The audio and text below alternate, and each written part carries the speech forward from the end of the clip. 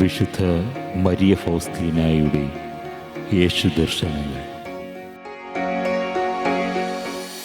August 5, 1933. കരുണയുടെ മാതാവിൻ്റെ തിരുനാൾ. ഇന്ന് അഗ്രാഹ്യമായൊരു വലിയ കൃപ എനിക്ക് ലഭിച്ചു. ഈ ജീവിതം മുഴുവനും നിത്യതയിലും ഈ ആന്തരിക കൃപയ്ക്കായി ഞാൻ കൃതജ്ഞത അർപ്പിക്കുന്നു.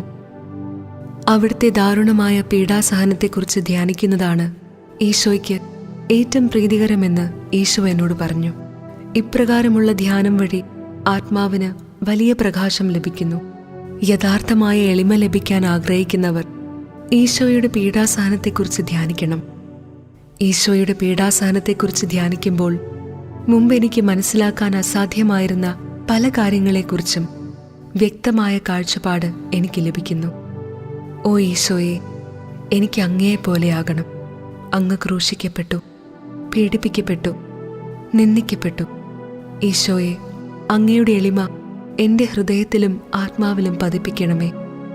ഈശോയെ, ഞാൻ അങ്ങയെ സ്നേഹിക്കുന്നു. സ്നേഹത്താൽ എന്നെ ലഹരി പിടിപ്പിക്കണമേ. ഏശയ്യാ പ്രവാചകൻ പറയുന്നത് പോലെ സഹനത്താൽ തകർക്കപ്പെട്ടു. മനുഷ്യനെന്ന് തോന്നാത്ത വിധം പീഡകളാൽ അവിടുന്ന് വിരൂപനാക്കപ്പെട്ടു. അങ്ങയുടെ ഈ അവസ്ഥയിലാണ് ഈശോയെ ഞാൻ അങ്ങയെ ഉന്മാദപൂർവം സ്നേഹിക്കുന്നത്. ഓ നിത്യനും അനന്തനുമായ ദൈവമേ, സ്നേഹം അങ്ങയോട് എന്താണ് ചെയ്തത്? ഒക്ടോബർ 11, 1933 വ്യാഴം. വളരെ പ്രയാസപ്പെട്ട് തിരുമണിക്കൂർ ഞാൻ ആരംഭിച്ചു. ഒരു പ്രത്യേക അഭിവാഞ്ച എൻ്റെ ഹൃദയത്തെ പിളർന്നുകൊണ്ടിരുന്നു. ഏറ്റവും ലളിതമായ പ്രാർത്ഥന പോലും മനസ്സിലാക്കാൻ പറ്റാത്ത വിധം എൻ്റെ മനസ്സ് മന്ദീഭവിച്ചു. അങ്ങനെ പ്രാർത്ഥനയുടെ 1 മണിക്കൂർ അല്ല, മൽപ്പിടുത്തത്തിൻ്റെ മണിക്കൂർ കടന്നുപോയി. 1 മണിക്കൂർ കൂടി പ്രാർത്ഥിക്കാൻ ഞാൻ തീരുമാനമെടുത്തു. എന്നാൽ എൻ്റെ ആന്തരിക സഹനം കൂടി വന്നു. വലിയ വിരസതയും വരൾച്ചയും എനിക്ക് അനുഭവപ്പെട്ടു. 3ാമത് 1 മണിക്കൂർ കൂടി പ്രാർത്ഥിക്കാൻ ഞാൻ നിശ്ചയിച്ചു. ഈ മണിക്കൂർ യാതൊരു താങ്ങുമില്ലാതെ മുട്ടുകുത്തി പ്രാർത്ഥിക്കാൻ ഞാൻ തീരുമാനിച്ചു. ശരീരം വിശ്രമത്തിനായി ശല്യപ്പെടുത്തിക്കൊണ്ടിരുന്നു. എന്നാൽ ഞാൻ ഒരു വിധത്തിലും കീഴ്പ്പെട്ടില്ല. കൈകൾ വിരിച്ചു പിടിച്ചു. ഒരു വാക്കും ഉച്ചരിച്ചില്ലെങ്കിലും മനോധൈര്യത്തോടെ പിടിച്ചു നിന്നു.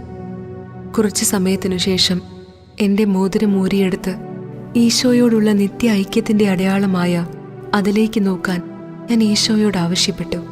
നിത്യവ്രത വാഗ്ദാനത്തിൻ്റെ ദിവസം എനിക്കുണ്ടായ വികാരവായ്പുകളെ ഈശോയ്ക്ക് സമർപ്പിച്ചു. കുറച്ചു സമയത്തിനു ശേഷം എൻ്റെ ഹൃദയം സ്നേഹത്തിൻ്റെ തിരമാലകളുടെ തരംഗങ്ങളാൽ പൂരിതമായി. ആത്മാവിൻ്റെ പെട്ടെന്നുള്ള പ്രവർത്തനം, ഇന്ദ്രിയങ്ങൾ ശാന്തമായി.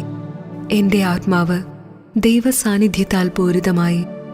എനിക്ക് ഇത്രമാത്രം അറിയാം, ഈശോയും ഞാനും മാത്രമാണ്.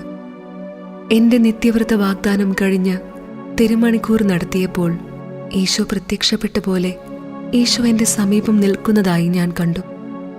അവിടുത്തെ വസ്ത്രങ്ങൾ ഉരിഞ്ഞെടുക്കപ്പെട്ടും ശരീരം മുഴുവനും മുറിവിനാൽ ആവരണം ചെയ്യപ്പെട്ടും നയനങ്ങൾ രക്തത്താലും കണ്ണീരാലും നിറഞ്ഞൊഴുകിയും വിരൂപമാക്കപ്പെട്ട മുഖം തുപ്പലുകളാൽ ആവൃതമായും ഈശോ എൻ്റെ മുമ്പിൽ വന്നു.